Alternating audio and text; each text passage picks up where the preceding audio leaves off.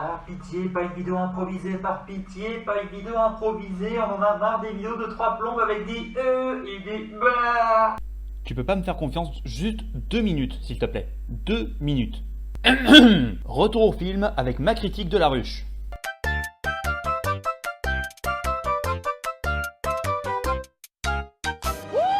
Non, mais pas cette ruche, celle-là. C'est un film sorti en 2021. En voyant les critiques, avec une moyenne de 3,5 sur 5 sur Allociné et 6,4 sur 10 sur Sens Critique, je me suis décidé à aller voir le commentaire. J'en prends un totalement au hasard. Blabla, c'est une réalisation de la Yougoslave Bjelta Blachorli.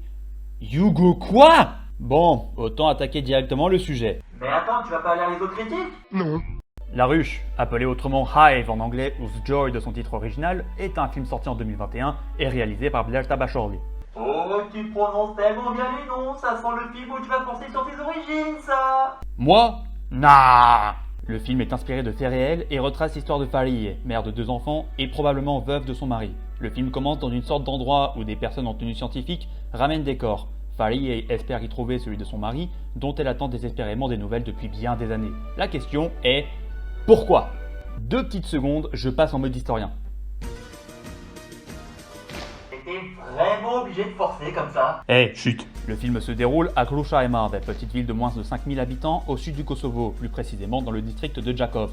L'endroit est tristement célèbre pour l'événement nommé le massacre de Kruša et Marve. À cette époque, le Kosovo faisait partie de l'ex-Yougoslavie et souhaitait obtenir son indépendance, ce qui a mené à la guerre. Au lendemain des bombardements de la Yougoslavie et plus précisément de la Serbie par l'OTAN, le 25 mars 1999, les forces armées serbes pénètrent dans le village de Kruša et Marve, séparent les hommes de plus de 13 ans du village et tuent 243 d'entre eux. Aujourd'hui, 20 ans après les événements, 63 corps parmi celles des victimes ne sont toujours pas retrouvés.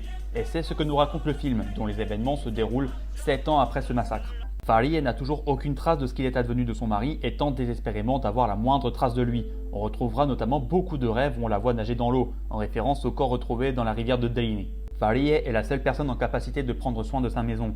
Interprétée par Urka Gashi, la mère de famille a à sa charge ses 2 enfants, ainsi que son beau-père Hadji en fauteuil roulant. L'argent vient à manquer et ce n'est pas en s'accrochant aux aides qu'elle va pouvoir faire quelque chose pour sa famille. Elle reprend donc l'activité de son mari, apiculteur, et vend du miel au marché. Cette solution n'est pas suffisante, un remariage est exclu. De plus, le fait qu'elle travaille, conduise, aille en ville jusqu'à Pristina n'est pas vu d'un bon œil du reste de son village. Entre les filles qui prennent peur, les hommes qui l'insultent, balancent des briques sur sa voiture, Fariye acquiert très rapidement une mauvaise réputation à Kruša. Cela ira même jusqu'à sa fille, Zana, qui viendra dire à sa mère « Les gens au village disent que t'es une pute. Ils ont peut-être raison, t'es rien qu'une pute. » Et là, c'est le drame. Sa mère lui fout une giga patate de daronne albanaise et je vous jure que j'ai entendu toute la salle s'exprimer d'une seule voix, Miri bornée. L'aspect qui a voulu être montré dans ce film est celui de la place de la femme dans la société. Petit endroit reculé, Kruša et Marve, comme d'autres endroits du genre, souffrent de leur histoire et d'un retard sur les grandes villes concernant le développement de la société, notamment sur le rôle de la femme. On voit les difficultés de Fariye à se faire respecter, entre les insultes et les menaces, et la tentative d'intimidation du vendeur de poivrons. Même sa propre fille se range du côté de la majorité du village, par peur que les conséquences tombent sur elle. L'autre aspect également présent dans le film, c'est le traumatisme post-guerre. Il est volontairement mis en retrait par rapport au combat principal, qui est celui de Fariye, mais je n'aurais pas dit non à une présence un peu plus importante du contexte. Et au vu de la durée assez courte du film, on n'aurait pas craché sur quelques minutes en plus. Cependant, on ressent cette tension présente lors de la recherche des corps, lors des rêves de l'héroïne du film. Mais le moment qui m'aura le plus marqué, c'est celui du rassemblement à Pristina. Des centaines de personnes, des mères, des filles, des sœurs et des épouses, ayant toutes ramené avec elles une photo de leurs proches disparus avec un drapeau de l'Albanie, symbole de leur combat, réclamant au gouvernement de faire plus d'efforts dans les recherches des corps. J'ai trouvé ce moment fort puisqu'il avait beau parler d'une époque datant de plus de 15 ans dans un gouvernement inactif, dirigé à l'époque par Hashim Thaçi, ancien Premier ministre, il n'en reste pas moins d'actualité aujourd'hui. Comme je vous l'ai dit tout à l'heure, encore aujourd'hui des dizaines, des centaines de personnes n'ont toujours pas été retrouvées, même plus de 20 ans après les faits. Encore aujourd'hui, des fausses communes disséminées un peu partout en Serbie sont découvertes avec des corps recherchés depuis tout ce temps. Le contexte est poignant, l'histoire est on ne peut plus authentique, alors pourquoi les critiques se sont accordées à mettre des notes aux alentours de 13 ou 14 sur 20 ? Je ne vais pas expliquer leurs raisons, mais plutôt indiquer les points que j'ai un peu moins aimés. N'importe quel film peut avoir des défauts. Mettez-moi devant Intouchable, je vais réussir à vous sortir un truc qui ne va pas. Premier aspect qui m'aura chiffonné, c'est la technique. T'es sérieux? Tu fais encore des montages sur Windows Movie Maker et tu viens nous parler de technique? En voyant certains plans de caméra qui m'ont paru amateurs, je n'ai pas pu m'empêcher de me dire que le film manquait peut-être de moyens, mais il manquait surtout d'ambition. L'histoire ne fait pas tout, le jeu d'acteur non plus.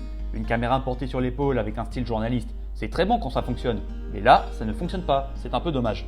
Niveau sonore, c'est pareil, pour revenir à tout à l'heure, le jeu d'acteur est excellent, y compris les doublages, à savoir que j'ai vu le film en VO, et que je tiens à souligner la qualité du sous-titrage, même si les blagues resteront plus drôles en VO. Mais bref, derrière tout ça, on a très peu de musique, voire très peu d'effets sonores.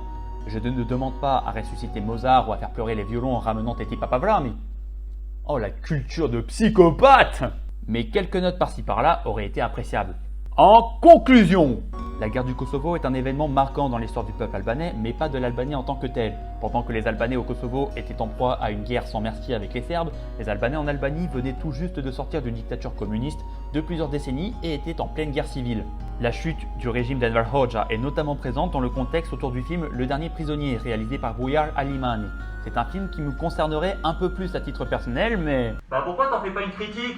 Parce que je l'ai pas vu! Un autre film sur cette décennie traitant plus de la guerre civile et de l'exode massif depuis l'Albanie serait également bienvenu. Là, je pourrais parler d'une histoire marquante à titre personnel. Mais La Ruche marquera également notre génération ad vitam aeternam, je l'espère. Très bon film avec une histoire si bien racontée, si froide et grise. Le film n'est pas beau, mais il est terriblement juste dans ses propos. Allez le voir. Une histoire marquante à titre personnel, qu'est-ce que tu racontes? Et non en Bretagne, sale clochard! Attends, je vais t'attraper, toi, reviens ici!